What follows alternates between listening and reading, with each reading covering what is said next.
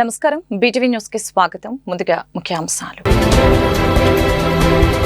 వాహన శ్రేణిలోని డ్రైవర్ మృతిపై సీఎం చంద్రబాబు సంతాపం. సీఎం వాహన శ్రేణిలో డ్రైవర్గా విధులు నిర్వహిస్తున్న ఎండీ అమీన్ బాబు గుండెపోటుతో మృతి. అమీన్ బాబు మృతి పట్ల విచారం వ్యక్తం చేసిన సీఎం చంద్రబాబు అతని కుటుంబాన్ని అన్ని విధాలా ఆదుకుంటానని హామీ. సెంట్రల్ టీడీపీ కార్యాలయంలో ఉమ్మడి కృష్ణా గుంటూరు జిల్లాల పట్టభద్రుల ఎన్నికల సన్నాహక సమావేశం నిర్వహణ. కృష్ణా గుంటూరు జిల్లాల గ్రాడ్యుయేట్ ఎమ్మెల్సీ ఎన్నికలని తెలుగుదేశం పార్టీ ప్రతిష్టాత్మకంగా తీసుకుంటుందని ప్రభుత్వ whip central MLA bonda Umameswara Rao వెల్లడి. ఎన్డీఏ కూటమి బలపరిచిన ఆలపాటి రాజేంద్ర ప్రసాద్ని అత్యధిక మెజారిటీతో గెలిపించుకోవాలని పిలుపు. రెడ్ సర్కిల్ వద్ద జరుగుతున్న అండర్ గ్రౌండ్ డ్రైనేజీ పనుల్ని సత్వరమే పూర్తి చేయాలని విజయవాడ నగరపాలక సంస్థ కమిషనర్ ధ్యానచంద్ర వెల్లడి. 1,99,00,000 వ్యయంతో జరుగుతున్న యూజీడీ కొత్త లైన్ పనుల్ని సర్వేగంగా పూర్తి చేయాలని అధికారుల్ని ఆదేశం. కొత్తపేట పోలీస్ స్టేషన్ పరిధిలో జరిగిన ఘటన బ్లేడ్ బ్యాచ్ దాడి కాదని, ఇది ఇద్దరు వ్యక్తుల మధ్య జరిగిన వాగ్వాదం నేపథ్యంలో ఆవేశంలో జరిగిన ఘటనని కొత్తపేట సీఐ కొండలరావు స్పష్టీకరణ. ఉపాధ్యాయుల్ని అదుపులోకి తీసుకొని కేసులు కట్టామని వెల్లడి. శాంతి భద్రతలకి విఘాటం కలిగిస్తే చర్యలు తప్పవని హెచ్చరిక. వాహన శ్రేణిలో డ్రైవర్ గా విధులు నిర్వహిస్తున్న ఎండీ అమీన్ బాబు గుండెపోటుతో మరణించారు. అమీన్ బాబు మృతి పట్ల ముఖ్యమంత్రి చంద్రబాబు నాయుడు సంతాపం వ్యక్తం చేశారు. సీఎం కాన్వాయ్లోని వాహన శ్రేణిలో డ్రైవర్ గా సుదీర్ఘకాలంగా అమీన్ బాబు విధులు నిర్వహిస్తున్నారు. అర్ధరాత్రి గుండెపోటు రావడంతో ఆసుపత్రికి తరలించగా చికిత్స పొందుతూ తెల్లవారుజామున అమీన్ మృతి చెందారు. విషయం తెలుసుకున్న సీఎం చంద్రబాబు డ్రైవర్ అమీన్ బాబు మృతి పట్ల విచారం వ్యక్తం చేశారు. ఆయన ఆత్మకి శాంతి చేకూరాలని ప్రార్థించారు. కుటుంబ సభ్యులకు ప్రగాఢ సానుభూతి తెలియజేశారు. ప్రభుత్వ పరంగా అమీన్ కుటుంబాన్ని అన్ని విధాలా ఆదుకుంటామని సీఎం చంద్రబాబు తెలిపారు. కృష్ణా గుంటూరు జిల్లాల గ్రాడ్యుయేట్ ఎమ్మెల్సీ ఎన్నికలను తెలుగుదేశం పార్టీ ప్రతిష్టాత్మకంగా తీసుకుంటుందని విజయవాడ సెంట్రల్ ఎమ్మెల్యే బోండా ఉమామేశ్వరరావు తెలిపారు. ఎన్డీఏ కూటమి బలపరిచిన ఆలపాటి రాజేంద్ర ప్రసాద్ ని అత్యధిక మెజారిటీతో గెలిపించుకోవాలని పిలుపునిచ్చారు. విజయవాడ సింగ్ నగర్ లోని సెంట్రల్ నియోజకవర్గం తెలుగుదేశం పార్టీ కార్యాలయంలో ఉమ్మడి కృష్ణా గుంటూరు జిల్లాల పట్టభద్రుల ఎన్నికల సన్నాహక సమావేశం జరిగింది. ముందుగా గ్రాడ్యుయేట్ ఎమ్మెల్సీ ఎన్నికల ప్రచార కరపత్రాలని ఆవిష్కరించారు. అనంతరం ఎమ్మెల్యే మాట్లాడారు. ఎన్డీఏ కూటమి బలపరిచిన ఉమ్మడి కృష్ణా గుంటూరు జిల్లాల పట్టభద్రుల ఎమ్మెల్సీ అభ్యర్థి ఆలపాటి రాజేంద్ర ప్రసాద్ ని భారీ మెజారిటీతో గెలిపించాలని పిలుపునిచ్చారు. నియోజకవర్గంలో మొత్తం 17,224 గ్రాడ్యుయేట్ ఓటర్లు ఉన్నారని, ఓటు నమోదు చేయించడం ఎంత ముఖ్యమో ఆ ఓటర్ పోలింగ్ బూత్కి వెళ్లి ఓటు వేసే విధంగా కూడా చూడటం కూడా అంతకంటే ముఖ్యమని చెప్పారు. ఎమ్మెల్సీ ఎన్నికలకు తక్కువ మాత్రమే సమయం మిగిలి ఉందని, ఎన్డీఏ కుటుంబ సభ్యులందరూ కూడా అప్రమత్తంగా ఉండాలని సూచించారు. 27వ తారీఖు జరగబోయే కృష్ణా గుంటూరు జిల్లాల గ్రాడ్యుయేట్ ఎమ్మెల్సీ అభ్యర్థి ఎన్నికల్ని తెలుగుదేశం పార్టీ ప్రతిష్టాత్మకంగా తీసుకుంది.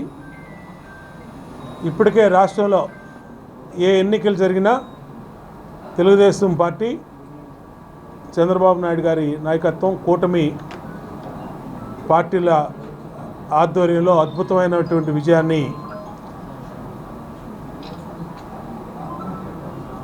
విజయానికి వచ్చాం.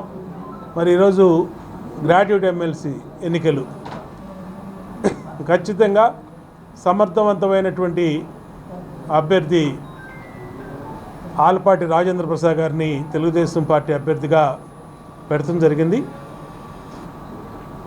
ఎన్నో లోటుపాట్లతో 2024 చంద్రబాబు నాయుడు గారు 4వసారి ముఖ్యమంత్రిగా అయినాక మరి ఎన్నో ఇబ్బందులున్నా ఈ 7 నెలల్లో చూసాం. ఒక సమర్థుడు ముఖ్యమంత్రి అయితే రాష్ట్రం ఏ విధంగా అభివృద్ధిలో పరుగులు పెట్టుద్ది అనేది చూసాం. ఇవాళ అభివృద్ధి పదంలో ఈ రాష్ట్రాన్ని ముందుకు తీసుకెళ్తోంది చంద్రబాబు నాయుడు గారి నాయకత్వంలో. అట్లాగే ప్రాజెక్టులు కానీ, ఎన్నికల ముందు జీతాలు కూడా ఇవ్వలేని పరిస్థితిలో ఉన్నటువంటి అప్పుల ఊబిలో ఉన్నటువంటి రాష్ట్రాన్ని అప్పుల ఊబిలోంచి బయటేయటమే కాకుండా, బయటపడే మార్గంలో ముందుకెళ్ళటమే కాకుండా అభివృద్ధి పనులను కూడా, అంటే గుంతలమయమైపోయినటువంటి రోడ్లని, అలాగే ఆగిపోయినటువంటి అమరావతిని అనేక రకాలుగా అన్ని రంగాల్లో రెడ్ సర్కిల్ వద్ద జరుగుతున్న అండర్ గ్రౌండ్ డ్రైనేజీ పనుల్ని సత్వరమే పూర్తి చేయాలని విజయవాడ నగరపాలక సంస్థ కమిషనర్ ధ్యానచంద్ర అన్నారు. 1,99,00,000 వ్యయంతో జరుగుతున్న యూజీడీ కొత్త లైన్ పనుల్ని సర్వేగంగా పూర్తి చేయాలని అధికారుల్ని ఆదేశించారు. బుధవారం ఉదయం తన పర్యటనలో భాగంగా red circle, Madhuranagar, Gunadala centre, Gunadala railway station, new Rajarajeswaripeta, కొత్త వంతెన ప్రాంతాలన్నీ పర్యటించి క్షేత్రస్థాయిలో పరిశీలించారు. రెడ్ సర్కిల్ వద్ద పర్యటించి జరుగుతున్న అండర్ గ్రౌండ్ డ్రైనేజీ కొత్త లైన్ పనుల్ని క్షేత్రస్థాయిలో పరిశీలించారు. యూజీడీ పనులు చేసేటప్పుడు ప్రజలకు ఎటువంటి ఇబ్బంది కలగకుండా, నీరు పొంగి బయటికి రాకుండా చర్యలు తీసుకుంటూ పనులు పూర్తి చేయాలని చెప్పారు. పనుల్ని వేగవంతం చేయాలని అధికారుల్ని ఆదేశించారు. తదుపరి రైల్వే వివిధ శాఖల సమన్వయంతో రానున్న 4 రైల్వే ఓవర్ బ్రిడ్జ్ ప్రాంతాలైన Madhuranagar, Gunadala centre, Gunadala railway station, కొత్త రాజరాజేశ్వరిపేట ప్రాంతాలన్నీ పర్యటించి క్షేత్రస్థాయిలో పరిశీలించారు. ఈ సందర్భంగా కమిషనర్ మాట్లాడారు. రైల్వే ఓవర్ బ్రిడ్జ్ నిర్మాణానికి విఎంసీ తరపున తీసుకోవాల్సిన చర్యల్లో అధికారులు ప్రణాళికని సిద్ధం చేయాలని అధికారుల్ని ఆదేశించారు.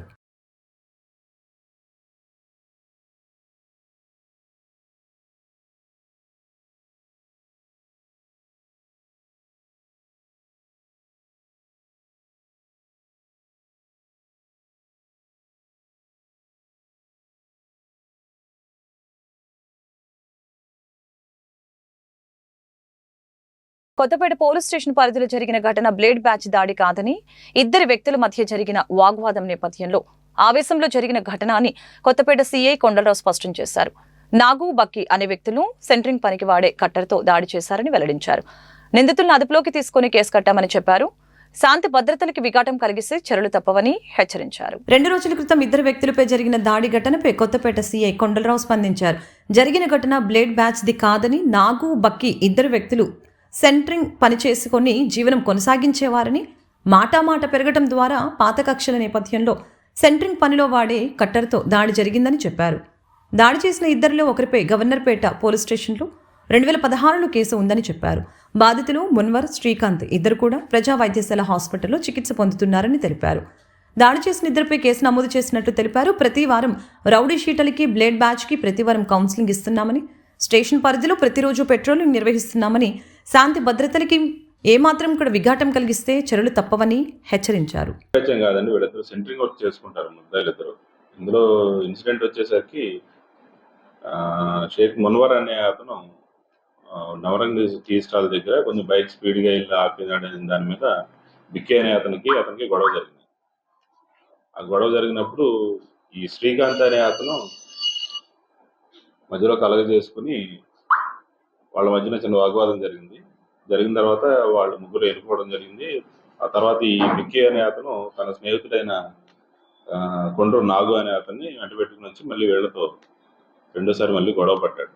ఆ గొడవ పడే క్రమంలో వాళ్ళు కొట్టుకోవడం, ఈ నాగు అనే అతను శ్రీకాంత్ని అలాగే మునవర్ని కూడా కట్టర్ లాంటి షార్ప్ ఆబ్జెక్ట్ తోటి దాడి చేయడం జరిగింది. అందులో శ్రీకాంత్కి ఏమో మెడ దగ్గర, మునవర్కి ఏమో చేతి దగ్గర గాయాలు.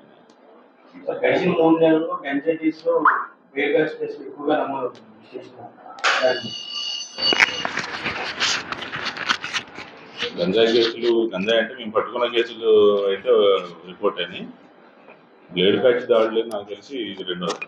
బ్లేడ్ బ్యాచ్ అని అనలేము, ఇది యాక్చువల్లీ బ్లేడ్ బ్యాచ్ దాడి కాదు. ఒకటి ఇన్సిడెంట్ వచ్చి రైల్వే స్టేషన్ దగ్గర జరిగింది కూడా అది బ్లేడ్ బ్యాచ్ కాదు. వాళ్ళంతా ఈ రైల్వే స్టేషన్లో గుట్కాలు అమ్ముకునే వాళ్ళు ఒక ఆడపిల్ల విషయంలో గొడవ జరిగింది, అక్కడ ఇన్సిడెంట్ అయింది. తర్వాత ఇది రెండోది, వీళ్ళు కూడా సెంట్రిక్ పని చేసుకునేవాళ్ళు తప్ప వీళ్ళేం బ్లేడ్ బ్యాచ్ కానీ వాళ్ళు బ్లేడ్ బ్యాచ్ హిస్టరీ కానీ వాళ్ళకి ఏం లేదు. అది గొడవ. తెలుగుదేశం ప్రభుత్వం ప్రజా సమస్యల్ని తీర్చడంలో ఎప్పుడు ముందుంటుందని ప్రభుత్వ విప్పు సెంట్రల్ నియోజకవర్గ ఎమ్మెల్యే బోండా ఉమా తెలిపారు. తమ దృష్టికి వచ్చినటువంటి ప్రతి సమస్యని పరిష్కరిస్తున్నామని చెప్పారు. సెంట్రల్ నియోజకవర్గాన్ని ఒక మోడ్రన్ నియోజకవర్గంగా తీర్చిదిద్ది సమస్యలు లేనటువంటి నియోజకవర్గంగా ఈ నగరాన్ని తీర్చిదిద్దుతామని బోండా ఉమా స్పష్టం చేశారు. సెంట్రల్ నియోజకవర్గంలోని 25వ డివిజన్లో ప్రభుత్వ విప్పు సెంట్రల్ నియోజకవర్గ శాసనసభ్యులు బోండా ఉమామేశ్వరరావు పర్యటించారు. కొత్త వంతెన సెంటర్, సీతారాంపురం నందు బ్లాక్ అయి పాడిపోయిన అండర్ గ్రౌండ్ డ్రైనేజీకి దాదాపు 10 లక్షల రూపాయల వ్యయంతో నూతనంగా నిర్మిస్తున్న డ్రైనేజీ పనుల్ని ఆయన పరిశీలించారు. ఈ సందర్భంగా బోండా ఉమా మాట్లాడుతూ సెంట్రల్ నియోజకవర్గంలో గత వైసీపీ 5 సంవత్సరాల పరిపాలన వలన అస్తవ్యస్తంగా ఉన్న సమస్యల్ని అభివృద్ధికి నోచుకోనటువంటి అండర్ గ్రౌండ్ డ్రైనేజీ పనుల్ని పూర్తి చేస్తున్నట్లు తెలిపారు. ప్రజలకు త్రాగునీటి సమస్యని దూరం చేస్తున్నట్లు పేర్కొన్నారు. గతంలో తాను 2014 నుంచి 2019 వరకు అధికారంలో ఉన్న సమయంలో నియోజకవర్గంలో జరిగిన అభివృద్ధి తప్ప 2019 నుంచి 2024 వరకు ఎటువంటి అభివృద్ధి జరగలేదని విమర్శించారు. సెంట్రల్ నియోజకవర్గంలో గత 5 సంవత్సరాల అసమర్థ పరిపాలన వల్ల సమస్యలు గుట్టలుగా పెరిగిపోయినాయి. కనీసం డ్రైనేజీలు కానీ, డ్రింకింగ్ వాటర్ కానీ, కనీసం మౌలిక సదుపాయాలను కూడా మెరుగుపరచలేకపోయారు. 2014-19లో నేను శాసనసభ్యుడిగా తెలుగుదేశం ప్రభుత్వంలో చేసిన అభివృద్ధి తప్పితే గత 5 సంవత్సరాలుగా ఏ అభివృద్ధి జరగల. ఇవాళ మళ్ళీ 2024లో ప్రజలు తెలుగుదేశం పార్టీని ఎన్నుకున్న తర్వాత నేను ఇక్కడ శాసనసభ్యుడైనాక ఇప్పటికీ 130 కోట్ల రూపాయలతో అభివృద్ధి పనులు శంకుస్థాపనలు చేయటం, కొన్ని పనులు పూర్తి చేయటం కూడా జరిగింది. ప్రధానంగా ఈ 25వ డివిజన్లో డ్రైనేజీని మరి గత 5 సంవత్సరాలుగా పట్టించుకోలేదు.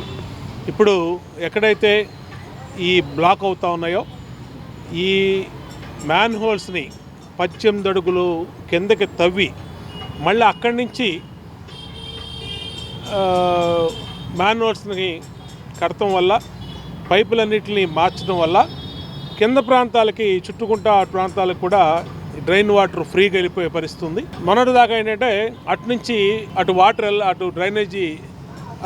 వెళ్ళక ఆ డ్రైనేజీ వాటర్ అంతా కూడా రివర్స్ వచ్చేది. మానసిక వేధింపులు తాళలేక విజయవాడ 1 టౌన్లోని Sundaramma high school PT teacher Sunkara Madhavilatha ఆత్మహత్యాయత్నం చేసుకోవటం తనని కలిచివేసిందని ఎన్టీఆర్ జిల్లా school assistant physical education association secretary G Venkatarao తెలిపారు. మాధవీలతని మానసిక వేధింపులకి గురి చేసిన ప్రధానోపాధ్యాయురాలు రత్నకుమారిపై తక్షణమే చట్టపరమైన చర్యలు తీసుకోవాలని డిమాండ్ చేశారు. విజయవాడ 1 టౌన్లోని సుందరమ్మ హై స్కూల్లో మానసిక వేధింపులు తాళలేక పీటీ టీచర్ సుకుర మాధవీలత ఆత్మహత్య యత్నం చేసిన సంగతి తెలిసిందే. అయితే ప్రధానోపాధ్యాయురాలు రత్నకుమారి మానసిక వేధింపులతో హాస్పిటల్లో చికిత్స పొందుతున్న పీటీ టీచర్ సుకర మాధవీలతకి న్యాయం చేయాలని, ఘటనకి కారణమైన రత్నకుమారిపై చర్యలు తీసుకోవాలని కోరుతూ ఎన్టీఆర్ జిల్లా school assistant physical education association సభ్యుడు జిల్లా కలెక్టర్కి వినతిపత్రాన్ని అందజేశారు. అనంతరం అసోసియేషన్ సభ్యులు మీడియాతో మాట్లాడారు. విద్యార్థుల్ని ఉన్నత క్రీడాకారులుగా తీర్చిదిద్దేందుకు కృషి చేసిన మాధవీలతని స్కూల్ ప్రధానోపాధ్యాయురాలు రత్నకుమారి మానసిక వేధించడం దారుణమని చెప్పారు. ఈ విషయంపై ఎన్నోసార్లు అధికారులకి కంప్లైంట్ చేసినా సరే ఎటువంటి చర్యలు తీసుకోలేదని అన్నారు. ఈ ఘటనపై అధికారులు సమగ్ర నివేదిక తీసుకొని చర్యలు తీసుకోవాలని కోరారు. అనంతరం మహిళా సభ్యులు మాట్లాడుతూ ప్రధానోపాధ్యాయురాలు భర్త స్కూల్లో సంచరిస్తూ పరిపాలన విషయాల్లో తలదూర్చి వేధింపులకి గురి చేస్తున్నారని ఆరోపించారు. రూరల్ ఎంఈఓ వెంకటరత్నం ఇందులో ఉన్నారని, ఆయనపై కూడా చర్యలు తీసుకోవాలని డిమాండ్ చేశారు. వ్యాయామ ఉపాధ్యాయురాలిని ఆ పాఠశాల ప్రధాన ఉపాధ్యాయురాలు శ్రీమతి డి రత్నకుమారి గారు ఎప్పుడైతే పాఠశాలలో చేరారో మాధవి గారు అప్పటి నుంచి చాలా మానసికమైనటువంటి వేధింపులకు గురి చేసి ఆమెను తీవ్రంగా మనోభావాలు దెబ్బతినే విధంగా ప్రతిరోజు నడుచుకునేవాళ్ళు. ఈ విషయాన్ని పై అధికారులైనటువంటి జిల్లా విద్యాశాఖ అధికారికి మేడం గారు పలుమార్లు నివేదిక ఇవ్వడం జరిగింది, రాతపూర్వకంగా మరియు కలిసి చెప్పడం జరిగింది. అయినా కూడా జిల్లా విద్యాశాఖ అధికారి నుంచి ఎటువంటి సమాచారం కానీ, ఎటువంటి యాక్షన్ కానీ పై అధికారుల మీద తీసుకోలేదు. తరువాత జేడీ సర్వీసెస్ సిఎస్సికి వెళ్ళి కంప్లైంట్ చేయడం జరిగింది మాధవి గారు. ఎప్పుడైతే మాధవి గారు కంప్లైంట్ చేశారో అప్పటి నుంచి జిల్లా విద్యాశాఖ అధికారి గారు ఛార్జ్ మెమోని ఎవరైతే కంప్లైంట్ చేశారో మా ప్రధానోపాధ్యాయురాల మూల మేము చాలా మానసిక క్షోభ అనుభవిస్తున్నామని చెప్పి ఎవరైతే కంప్లైంట్ చేశారో ఆ వ్యక్తికి ఛార్జ్ మెమోని ఇవ్వడం జరిగింది. ఆ ఛార్జ్ మెమోకి ఎక్స్ప్లెనేషన్ ఇచ్చారు. కానీ అప్పటి నుంచి ఎవరికి చెప్పుకోవాలో తెలియక తనలో తను మానసిక శోభ అనుభవించి నిన్న 3వ తారీఖున ఆత్మహత్య ప్రయత్నం చేయడం జరిగింది. వారిప్పుడు గొల్లపూడిలో ఉన్నటువంటి ఆంధ్ర హాస్పిటల్లో చావు బతుకుల మధ్య కొట్టుమిట్టాడుతున్నారు. కేంద్ర ప్రభుత్వం ప్రవేశపెట్టిన బడ్జెట్ రైతులందరినీ కార్పొరేట్ శక్తులకి కుదువ పెట్టే విధంగా ఉందని రైతు కార్మిక ఐక్య సంఘాల నాయకులు ఆగ్రహం వ్యక్తం చేశారు. విజయవాడ లెనిన్ సెంటర్లో రైతు కార్మిక సంఘాల ఆధ్వర్యంలో రైతు కార్మిక వ్యతిరేక బడ్జెట్ కి నిరసనగా ధర్నా కార్యక్రమం నిర్వహించారు. ఈ సందర్భంగా వారు మాట్లాడారు. కేంద్ర ప్రభుత్వం ప్రవేశపెట్టిన బడ్జెట్ రైతాంగాన్ని ఆదుకోకపోగా రైతులందరినీ కార్పొరేట్ శక్తులకి కుదవపెట్టే విధంగా ఉందని తెలిపారు. పార్లమెంటరీ చట్టం మద్దతు ధరల చట్టం చేయాలని, రుణ విముక్తి చేయాలని, రైతు భరోసా పథకాన్ని రెట్టింపు చేయాలని సూచించిందని, పార్లమెంటు కమిటీ నిర్ణయాలను బేఖతారు చేస్తూ కేంద్ర ప్రభుత్వం జారీ చేసిన బడ్జెట్ అనేది రైతులకు ఏమాత్రం ఉపయోగకరంగా లేదని తెలిపారు.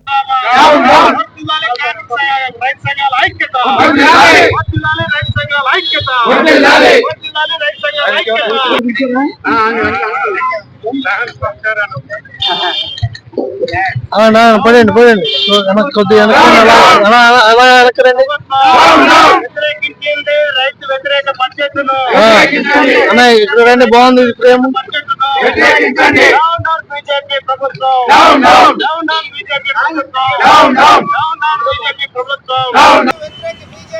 సేమ్ టైంలో ప్రోగ్రామ్స్ ఉన్నాయంటున్నాయి కదన్నా.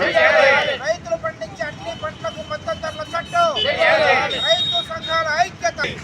రైతు వ్యతిరేక బడ్జెట్ను వ్యతిరేకించండి, రైతు వ్యతిరేక బడ్జెట్ను వ్యతిరేకించండి, కార్మిక వ్యతిరేక బడ్జెట్ను వ్యతిరేకించండి, శ్రామిక రైతు వ్యతిరేక బడ్జెట్ను వ్యతిరేకించండి. Down down BJP, down down BJP, వ్యతిరేకించండి. రైతుకు కనీస మద్దతు ధరను, రైతుకు కనీస మద్దతు ధరను, down down Nirmala Sitharaman, down down Nirmala Sitharaman, రైతాంగ వ్యతిరేక బడ్జెట్ ప్రవేశం నిర్మలా సీతారామన్, రైతు సంఘాల ఐక్యత, రైతు down down BJP, down down BJP, దేశాన్ని కార్పొరేట్లకు తాకట్టు, డౌన్ డౌన్ రైతాంగ వ్యతిరేక బడ్జెట్, డౌన్ డౌన్ రైతాంగ వ్యతిరేక బడ్జెట్. కేంద్ర ప్రభుత్వం 25-26 బడ్జెట్ చేసే పద్ధతిలో బడ్జెట్ను ప్రవేశపెట్టింది. రైతులకు సదుపాయాలు కల్పిస్తామని ఒక పథకాన్ని ప్రకటించి దేశం మొత్తం మీద 700 జిల్లాలుంటే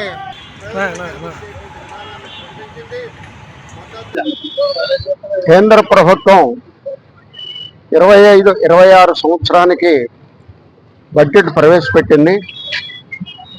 ఆ బడ్జెట్ మొత్తం భారత వ్యవసాయ రంగాన్ని కార్పొరేట్ శక్తులకి కట్టబెట్టేటువంటి పద్ధతిలో ఉన్న తప్ప రైతాంగాన్ని ఆదుకునేటువంటి పద్ధతిలో లేదు. ప్రభుత్వం ఇచ్చినటువంటి పార్లమెంటరీ కమిటీ మద్దతు ధరల చట్టం చేయాలని, రుణ విముక్తి చేయాలని, ఇప్పుడు ఇస్తున్న రైతు భరోసా పథకాన్ని రెట్టింపు చేయాలని సూచనలు చేసింది. వాటిని కూడా గమనంలోకి తీసుకోకుండా వాటిని కూడా పక్కన పెట్టేసి బడ్జెట్ను ప్రవేశపెట్టింది. మొత్తం వ్యవసాయ రంగంలోకి కార్పొరేట్ సంస్థలు చొచ్చుకు రావడానికి అనుకూలమైనటువంటి ప్రతిపాదనలన్నీ ఉన్నాయి. మొత్తం వ్యవసాయ రంగాన్ని, వ్యవసాయ కార్మికుల్ని, కౌలు రైతుల్ని, పేద రైతుల్ని, మధ్యతరగతి రైతుల్ని, ఈ మొత్తాన్ని కార్పొరేట్ కంపెనీలకు కుదవబెట్టేటువంటి పద్ధతిలో ఈ బడ్జెట్ ఉంది తప్ప రైతాంగాన్ని ఆదుకునేటువంటిది లేదు. బడ్జెట్ ప్రసంగంలో 4 ప్రధానమైన అంశాలు ప్రస్తావించారు. అందులో మొట్టమొదటి వ్యవసాయ రంగమే ప్రాధాన్యత అని చెప్తూ ఆ వ్యవసాయ రంగానికి 700 జిల్లాలు దేశంలో ఉంటే కేవలం 100 జిల్లాల్లో మాత్రమే ఒక పథకాన్ని ప్రవేశపెట్టారు. ఆ పథకం కూడా ఏమన్నా మద్దతు ధరలు ఇచ్చేది ఉందా, రైతుల పంటలను మార్కెట్లో కొనేది ఉందా అంటే లేదు. కేవలం ఆ 100 జిల్లాల్లో రుణాన్ని 3 లక్షల నుంచి 5 లక్షలకు రెట్టు పెంచుతారట ఇచ్చే రుణాన్ని. అట్లాగే ఆ 5 జిల్లాల్లో నువ్వులు, కందులు, ఎర్ర కందులు పండించినటువంటి రైతులకు మాత్రమే మద్దతు ధర కల్పిస్తారట. మిగతా పంటలకి దేశంలో ప్రభుత్వ ఉద్యోగుల బకాయిలని తక్షణమే చెల్లించేలా కూటమి ప్రభుత్వం చర్యలు తీసుకోవాలని ఏపీజేఏసీ అమరావతి అధ్యక్షులు బొప్పరాజు వెంకటేశ్వరరావు కోరారు. ఏ పద్దు నుంచి ఎంత రావాలన్నది ఉద్యోగులకి తెలియటం లేదని, ఆర్థిక శాఖ ఎందుకు చెప్పటం లేదని ఆవేదన వ్యక్తం చేశారు. Andhra Pradesh revenue service association Vijayawada రాష్ట్ర కార్యవర్గ సమావేశం విజయవాడ గవర్నర్పేటలోని రెవెన్యూ భవన్లో ముగిసింది. ఈ సందర్భంగా బొప్పరాజు మీడియాతో మాట్లాడారు. గత ప్రభుత్వం ఉద్యోగుల్ని ఇబ్బందులకి గురి చేసింది కాబట్టి గద్దె దించారని చెప్పారు. కూటమి ప్రభుత్వమైన మేలు చేస్తుందని ఎంతో ఆశపడి అధికారంలోకి తీసుకువచ్చామని అన్నారు. అధికారంలోకి వచ్చి 7 నెలలు గడుస్తున్నా ఎటువంటి న్యాయం జరగటం లేదని వాపోయారు. ఉద్యోగులు డబ్బుల్ని ప్రభుత్వం ఏ విధంగా వినియోగించుకుంటుందని ప్రశ్నించారు. ఇప్పటికైనా ఉద్యోగ సంఘాల నాయకులతో సమావేశం నిర్వహించి ఎప్పుడు బకాయిలు చెల్లిస్తారో చెప్పాలని అన్నారు. రెవెన్యూ ఉద్యోగులకి మౌలిక వసతులు కల్పించడంతో పాటు విధి నిర్వహణలో అయ్యే ఖర్చులకి నిధులు కేటాయించాలని తెలిపారు. అలాగే ఉంచితే దానికి వడ్డీ ఎవరు చెల్లిస్తారు? మాకు వడ్డీ రావాలి కదా, మరి అవి ఇవ్వరు కదా, మరి మేము ఎందుకు కోల్పోవాలి? మా జీతభత్యాల్లో నుంచి రావాల్సిన ఏమేమి అడుగుతున్నాం, ఒక్క రూపాయి అదనంగా అడగట్లేదు, వేరే కాదు. మేము దాచుకున్న డబ్బులు ప్రభుత్వాలు వాడుకోవచ్చా? ఏ ప్రభుత్వమైనా కానీ, గత ప్రభుత్వమైనా మరి తప్పు చేస్తే ఏం చేశారు? మేమైతే ఈ ప్రభుత్వాన్ని తెచ్చుకున్నాం, మరి మాకు వెంటనే చర్చించాలి కదా, ఎప్పుడు ఎలా ఇస్తారో చెప్పాలి కదా. అదేవిధంగా ఇప్పటికీ కూడా ఉద్యోగులకి ఏ పద్దు కింద ఎంత రావాలో మాకు సమాచారం లేదు. 1/7/2018 నుంచి డిఆర్ఇయర్స్ రావాలి, అవి ఇస్తున్నట్టు ఎంత ఇచ్చారో ఎంత ఇవ్వాలో కూడా మాకు లెక్క తెలియదు. మేము ఈరోజు సమావేశంలో చర్చించాం. మాకు డిఆర్ఇయర్లు కానీ పిఆర్సీ అరియర్లు కానీ మాకు రావాల్సిన ఉద్యోగులంతా కూడా గత ప్రభుత్వంలో ఉద్యోగుల పట్ల ప్రభుత్వం వ్యవహరించిన తీరుకు నిరసనగా ఆవేదనతో ఆ ప్రభుత్వాన్ని ఎలాగైనా ఓడించాలి, ఉద్యోగులు కోరుకున్న ప్రభుత్వం అధికారంలోకి వస్తే గత ప్రభుత్వం ఏదైతే బకాయిలు పెట్టిందో డిఏలు కానీ పిఆర్సీ కానీ ఇతరత్ర అట్లాంటివి లేకుండా నెల జీతం రావడం, పెన్షన్ రావడంతో పాటు అన్ని సకాలంలో వస్తాయని ఆశించి ఉద్యోగులంతా కూడా కులాలకు అతీతంగా, మతాలకు అతీతంగా, వర్గాలకు అతీతంగా, ప్రాంతాలకు అతీతంగా కూటమి ప్రభుత్వం వస్తే ఉద్యోగులకు మేలు జరుగుతుందని చెప్పేసి చిత్తశుద్ధితో పనిచేయడం వాస్తవాది ప్రభుత్వ పెద్దలకు కూడా తెలుసు. అయినప్పుడు కూడా గత ప్రభుత్వ అవలంబిస్తున్నటువంటి విధానాలే ఉద్యోగుల పట్ల ఈ ప్రభుత్వం కూడా అవలంబిస్తే మరోసారి ప్రభుత్వ ఉద్యోగుల అసంతృప్తికి గురైతే ఉద్యమ బాట పట్టాల్సిన పరిస్థితి వస్తుంది. ఉద్యమ బాట పట్టాల్సిన పరిస్థితి వస్తే ఉద్యమానికి ప్రభుత్వమే నెట్టిందనే బాధ కలుగుతుంది. తప్పనిసరిగా ఇవాళ ప్రభుత్వం చాలా ఆర్థిక ఇబ్బందులు ఉండొచ్చు, మేము కాదనట్లా. ఆర్థిక ఇబ్బందులు ఉన్నప్పుడు కూడా ప్రభుత్వ ఉద్యోగులకి జీతాలు ఇస్తున్నాం కదా, పెన్షన్లు ఇస్తున్నాం కదా అనుకుంటే ఇవాళ అన్ని రకాలుగా ఎమ్మెల్యేలకు కానీ ఎమ్మెల్సీలకు కానీ ఇతర సందర్భానికి అనుగుణంగా అలవెన్సులతో పాటు అన్ని రకాల పెంపుదలు చేస్తున్నారు. మేము మారుతున్న కాలానికి అనుకూలంగా, పెరుగుతున్న ధరలకు అనుగుణంగానే వస్తున్నవి న్యాయబద్ధంగా ఇమ్మన్నప్పుడు కూడా ఇవ్వట్లేదు. ప్రభుత్వ అసెంబ్లీలో గత ప్రభుత్వం 23,000 కోట్ల బకాయిలు పెట్టింది అనేటప్పుడు అది దశల వారీగా ఏ విధంగా చెల్లించాలనేది కూడా ఆలోచన చేయకపోవడం ఉద్యోగులు తీవ్రమైన ఆవేదన గురవుతారు. కృష్ణలంక పోలీస్ స్టేషన్ ఎదురుగా హైవేని భారీ గేట్లతో మూసివేయడం వలన ప్రజలు తీవ్ర ఇబ్బందులకి గురవుతున్నారని టీడీపీ యువ నాయకులు గద్దె క్రాంతి తెలిపారు. కృష్ణలంక పోలీస్ స్టేషన్ ఎదురుగా హైవే భారీ గేట్లతో మూసివేయడం వలన ప్రజలు ఇబ్బందులు పడుతున్నారనే విషయం స్థానిక ఎమ్మెల్యే గద్దె రామ్మోహన్ కి తెలియగా ఆయన వెంటనే స్పందించి తన కుమారుడు గద్దె క్రాంతి కుమార్ని సమస్యని పరిష్కరించమని పంపించడం జరిగింది. ఈ నేపథ్యంలో ఆయన కృష్ణలంక ప్రాంతానికి చేరుకొని అక్కడ ఉన్న పరిస్థితిని గమనించి స్థానిక నాయకులను, ప్రజలను పలకరించి వారి సమస్యలు అడిగి తెలుసుకున్నారు. ఈ విషయమై కృష్ణలంక పోలీస్ స్టేషన్ సిఐ నాగరాజుతో ఆయన మాట్లాడారు. బస్టాండ్ ఆటో కార్మిక సోదరులు 22వ డివిజన్ కృష్ణలంక ప్రాంతంలో నివసించే వారికి, రైతు బజార్ల షాపుల వారికి ఇబ్బందికరంగా ఉందని సమస్యని సీఐకి వివరించారు. ఉదయం 5 గంటల నుంచి సాయంత్రం 7 గంటల వరకు హైవే భారీ గేటు తీయాలని కోరారు. సీఐ నాగరాజు అందుకు సానుకూలంగా స్పందించి నిర్ణయం తీసుకుంటామని చెప్పారు.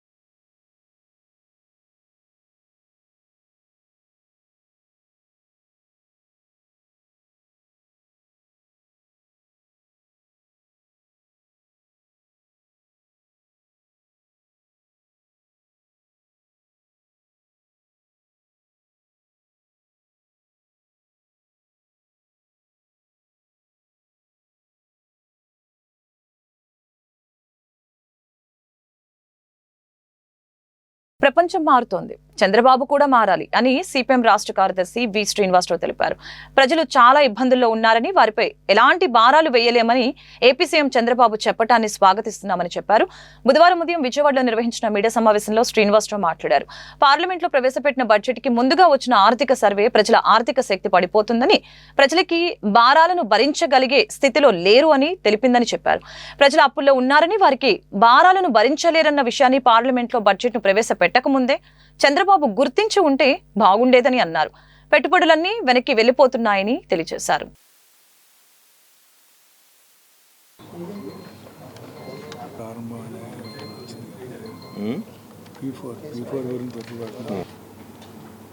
ఇరవై 27వ రాష్ట్ర మహాసభలు నెల్లూరులో జయప్రదంగా 3 రోజుల పాటు 1, 2, 3 తేదీల్లో జరిగాయి. ఈ మహాసభల్లో ఈరోజు రాష్ట్రం ఎదుర్కొంటున్నటువంటి ప్రధానమైన ప్రజా సమస్యలను చర్చించి వాటి పరిష్కారానికి ప్రజలను కూడగట్టడానికి ఒక ఉమ్మడి ప్రజా ఉద్యమాలు, దాన్ని కలిసి వచ్చేటువంటి అన్ని లౌకిక ప్రజాతంత్ర శక్తుల్ని కలుపుకొని ఒక విశాలమైనటువంటి ప్రజా ఉద్యమాలు నిర్మించాలి చెప్పిన నిర్ణయానికి మేము వచ్చాము. ఈ క్రమంలో నిన్న చంద్రబాబు నాయుడు గారు చేసినటువంటి ప్రకటనను మేము స్వాగతిస్తున్నాం. ప్రజలు చాలా ఇబ్బందుల్లో ఉన్నారు, వాళ్ళ మీద ఏ భారాలు వేయలేము అని ఇప్పటికైనా సరే వాస్తవాన్ని గుర్తించి ప్రజల మీద భారాలు వేస్తే మోయగలిగిన పరిస్థితుల్లో లేరు అని చెప్పటం మంచిదే. ఎందుకంటే పార్లమెంట్లో ప్రవేశపెట్టినటువంటి బడ్జెట్కు ముందు ఇచ్చినటువంటి ఆర్థిక సర్వేలో చాలా విషయాలు వచ్చి మొత్తం ఆర్థిక వ్యవస్థను తగ్గుతుంది, ప్రజల ఆదాయాలు పడిపోతూ ఉన్నాయి, ప్రజలకు ఏమాత్రం భారాలు భరించగలిగిన స్థితిలో లేరు అనేటువంటి అంశాన్ని జీడిపి కూడా వాళ్ళు ఎక్స్పెక్ట్ చేసినంత రాలేదు, పడిపోతూ ఉంది. ఆ ప్రజల అప్పులు పెరుగుతూ ఉన్నాయి. ఈ పరిస్థితుల్లో ప్రజల మీద ఏమాత్రం భారాలు వేసినా భరించగలిగిన స్థితిలో లేరు. ఈ విషయాన్ని పార్లమెంట్లో ఈ నివేదిక ప్రవేశపెట్టక ముందే చంద్రబాబు నాయుడు గుర్తించి ఉండాల్సింది. ఇది ఒక అనివార్యమైనటువంటి అంతర్జాతీయంగా పెట్టుబడులని వెనక్కి వెళ్ళిపోతున్నాయి. భారతదేశంలో పెట్టుబడులు వస్తాయని రోజు ఓదరగొట్టే కొద్దీ ఉన్నటువంటి పెట్టుబడులు కూడా వెనక్కి వెళ్ళిపోతున్నాయి. షేర్ మార్కెట్లు తగ్గిపోతూ ఉంది. అంటే అంతర్జాతీయంగా ఉన్నటువంటి ఆర్థిక మాంద్యం యొక్క ప్రభావం ఈరోజు భారతదేశం మీద కూడా పడుతుంది. భారతదేశం అంతర్జాతీయ మార్కెట్లో పోయి బ్రహ్మాండంగా అభివృద్ధి సాధిస్తాం. సంక్షోభ కాలంలో సాహిత్యకారుల పాత్ర అంశంపై విరసం 24వ సాహిత్య పాఠశాలని ఈ నెల 8, 9వ తేదీలో కర్నూలు వేదికగా నిర్వహిస్తున్నామని విరసం నాయకులు తెలిపారు. గాంధీనగర్ ప్రెస్ క్లబ్ లో సాహిత్య పాఠశాలకి సంబంధించినటువంటి గోడపత్రికని విరసం నాయకులు ఆవిష్కరించారు. అనంతరం వారు మీడియాతో మాట్లాడారు. విప్లవ రచయితల సంఘం గత అర్ధ శతాబ్ద కాలంగా సమాజంలో నెలకొన్న సమస్యలపై నిరంతరం పోరాటం చేస్తుందని చెప్పారు. వివిధ కళారూపాలతో సాహిత్యంతో ప్రజల్లో చైతన్యం తీసుకువచ్చి సమస్యలపై నిరంతరం విరసం పోరాడుతుందని అన్నారు. విషాద కాలంలో సాహిత్యకారులు ఎదుర్కొన్న సమస్యలపై ఫిబ్రవరి 8, 9వ తేదీలో కర్నూలు వేదికగా నిర్వహిస్తున్న 24వ సాహిత్య పాఠశాలలో చర్చిస్తామని అన్నారు.